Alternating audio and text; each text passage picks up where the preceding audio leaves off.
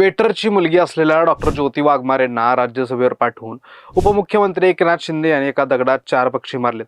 गेले 4 दिवस झालं महाविकास आघाडीत राज्यसभेची एकमेव जागा कोणाला सुटणार याची मीडियात जोरदार चर्चा होती। पण खरा खेळ तर शिंदेच्या शिवसेनेत सुरू होता।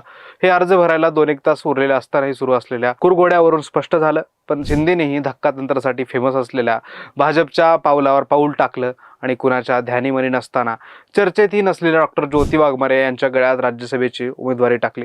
शिंदेंच्या याच धक्कातंत्राला मास्टर स्ट्रोक म्हटलं जातंय। या ज्योती वाघमारेंना उमेदवारी देऊन शिंदेंनी धनुष्यबाणातून 4 निशाण साधल्याचं म्हटलं जातंय। त्यामुळेच आपण या व्हिडिओत डॉक्टर ज्योती वाघमारे कोण आहेत, गेल्या वेळी मिलिंद देवरा यांच्यासारख्या कॉर्पोरेट नेत्याला तिकीट देणाऱ्या शिंदेंनी यावेळी धक्कातंत्राचा वापर का केला आणि त्यांनी मारलेले 4 पक्षी कोण आहेत याचं सखोल विश्लेषण करणार आहोत।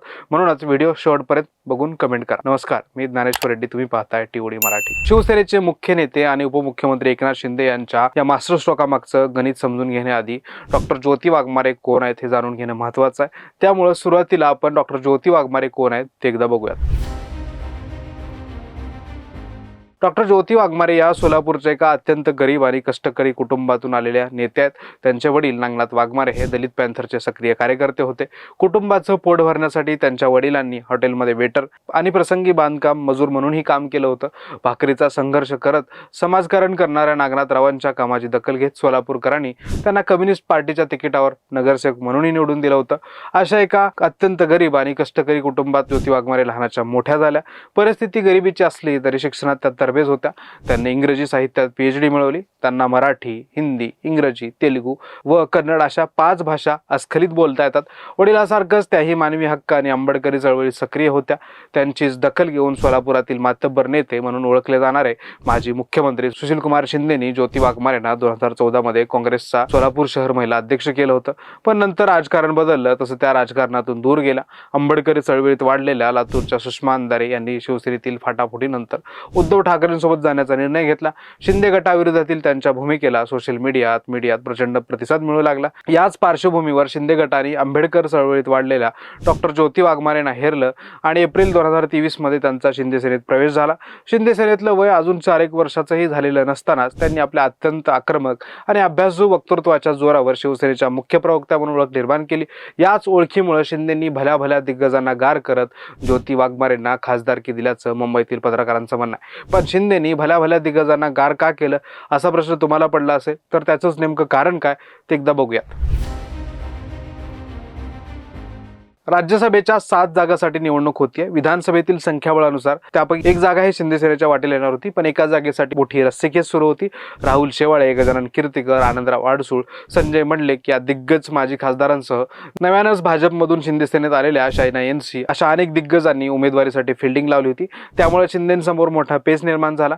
यापैकी कोणत्याही एका नेत्याला तिकीट दिलं तर उर्वरित दिग्गज नेते नाराज झाले असते। समजा राहुल शेवाळेंना उमेदवारी दिली तर अडसूळ आणि कीर्तीकर यांच्यासारख्या बड्या ज्येष्ठ नेत्यांनी निशाण फडकवलं असतं। पक्षात निवडणुकीच्या तोंडावर गटबाजी आणि कुरघोड्या वाढल्या असत्या। दिग्गजांची हीच नाराजी ओढून न घेण्यासाठी आणि पक्षात अंतर्गत वाद टाळण्यासाठी शिंदेंनी ज्याला कुणीही विरोध करू शकणार नाही अशा धक्कातंत्राची चाल खेळल्याचं या सर्व घडामोडीशी संबंधित जाणकारांनी सांगितलंय। यातूनच एका गरीब आणि दलित कुटुंबातील उच्च शिक्षित महिलेला उमेदवारी दिल्यावर पक्षातील कोणताही बडा नेता उघडपणे विरोध करू शकत नाही आणि हे शिंदेंनी हेरलं आणि याच एका निर्णयातून शिंदेंनी एका दगडात 4 पक्षी मारलेत। पहिला निशाणा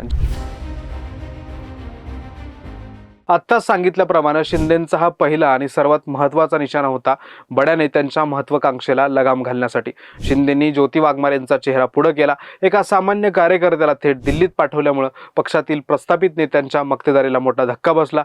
त्यातून तोंड दाबून बुक्क्याचा मार अशी पक्षातील इच्छुक दिग्गजांची अवस्था झाली आहे। विरोधही करता येत नाही आणि आपल्या स्पर्धकाला तिकीट मिळालं नाही याचंही समाधान झालंय। संभाव्य गटबाजीलाही आळा बसलाय। दुसरा निशाणा एकनाथ शिंदे स्वतःला बाळासाहेब ठाकरेंच्या विचारांचे खरे वारसदार मानतात। बाळासाहेबांची एक खासियत होती, ते कोणत्याही मोठ्या राजकीय घराण्याची पार्श्वभूमी नसलेल्या सामान्य माणसाला थेट मोठं करायचे। मुंबईत भाजी विकणारे छगन भुजबळ असोत की पानटपरी चालवणारे गुलाबराव पाटील असोत, बाळासाहेबांनी या सर्वांना आमदार, खासदार आणि मंत्री केलं होतं। रिक्षाचालक असलेल्या एकनाथ शिंदेंनाही बाळासाहेबांनी संधी दिली होती। आता ज्योती वाघमारेंना उमेदवारी देऊन शिंदेंनी 30 ठाकरे लाईन पकडली आहे। यातून त्यांनी पक्षातल्या घराणेशाहीला धक्का दिला। त्याच वेळी शिवसेना हा सर्वसामान्य कार्यकर्त्यांचा पक्ष आहे। हा स्पष्ट आणि भावनिक मेसेजही तळागाळातल्या शिवसैनिकांनी दिलाय. उद्धव ठाकरे हे प्रियंका चतुर्वेदी यांच्यासारख्या कॉर्पोरेट लीडरला पुन्हा खासदार करता यावं म्हणून महाविकास आघाडीत जागेसाठी रस्सीखेच करताना बघायला मिळाले. त्याच वेळी शिंदेंनी बाळासाहेब ठाकरेंची ही स्टाईल वापरली. तिसरा निशाणा. ज्योती वाघमारे या आंबेडकर चळवळीतून आलेल्या दलित समाजाच्या नेत्यात.